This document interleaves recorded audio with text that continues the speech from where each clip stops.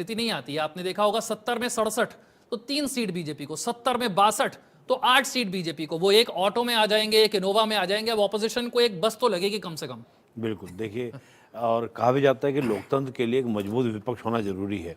लेकिन देखिए इस चुनाव में एक बड़ी बात क्या है कि आम आदमी पार्टी को अब संजो के रखना, क्योंकि कल तो हॉर्स ट्रेडिंग की बातें हो रही थी। अब हो सकता है कि ये बातें भी निकल कर आए और देखिए जो आम आदमी पार्टी के 22 जो भी 20 या 22 जो जीतेंगे, देखिए हम देखिए 7 जो विधायक थे पिछली बार, वो अभी चुनाव के दौरान आपके क्या शामिल हुए।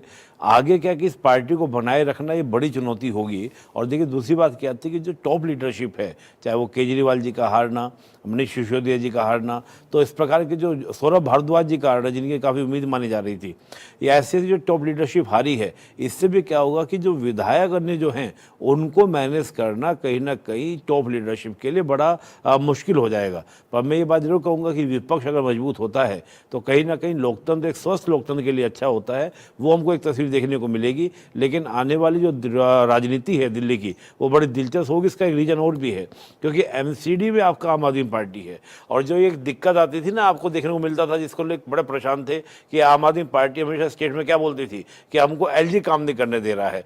अब ये दिक्कत हो सकती है कि एमसीडी की ओर से इस प्रकार से मुश्किलात देखने को मिलेंगी।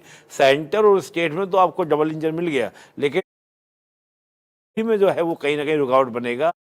मुझे लगता है कि कहीं ना कहीं दोबारा से फिर पूरी पार्टी जो वो आंदोलन वाली राजनीति थी, उस राजनीति की ओर मूव कर सकते हैं और हर छोटी छोटी बातों को मुद्दा बनाने का आसान नहीं प्रयास कर होगा सकते हैं। ये आंदोलन वाली राजनीति। आपने दिल्ली पुलिस का रुख तो देखा ही हुआ है। नहीं नहीं, बिल्कुल मैं दिल्ली पुलिस का रुख देख चुका हूं।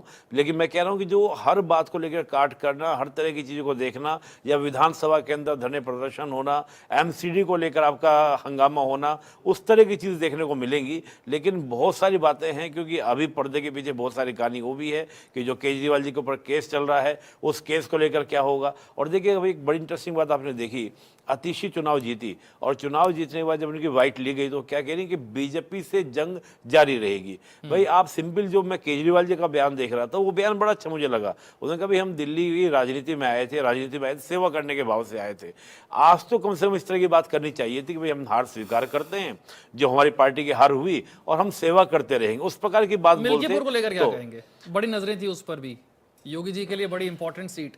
नहीं, देखिए जो मिल्कीपुर के हम चुनाव की बात करें, हम पहले से मान के चल रहे थे कि पासवान जी को टिकट मिलना, और एक तरीके से कहीं ना कहीं जो एक वोट बैंक का जो पीडीए जो सपा के पास में था, उसको कहीं ना कहीं सेंध लगाया गया और एक ऐसे नेता को चुना गया जो कहीं ना कहीं आपका जो पिछड़ा और आपका दलित, उसके वोट बैंक को। हालांकि बहुत कुछ घटनाएं इस बीच हुई, जैसे कभी एक रेप वाला मैटर हुआ था, हमने देखा अवधेश प्रकाश किस प्रकार से पब्लिकली आगे रोए भी, एक उस तरह का कोशिश की गई थी। लेकिन पासवान साहब का जो वो था, और फिर आपका योगी जी का पूरा।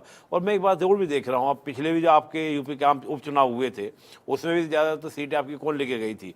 बीजेपी 7 सीटें लेकर गई थी। और ये देखा भी जाता है कि जो रूलिंग पार्टी होती है, उसका बाईपोल इलेक्शन में वैसे भी एक आधार देखा जाता है। लेकिन मुझे लगता है कि यहाँ पर कहीं ना कहीं वो पीडीए का जो कार्ड था, उसको तोड़ते हुए पासवान जी को यहाँ पर लाया गया बीजेपी के द्वारा, और उसका परिणाम को दिख रहा है मिल्कीपुर के अंदर। एहसान जी, जो बात मैंने कही, अब चुनौती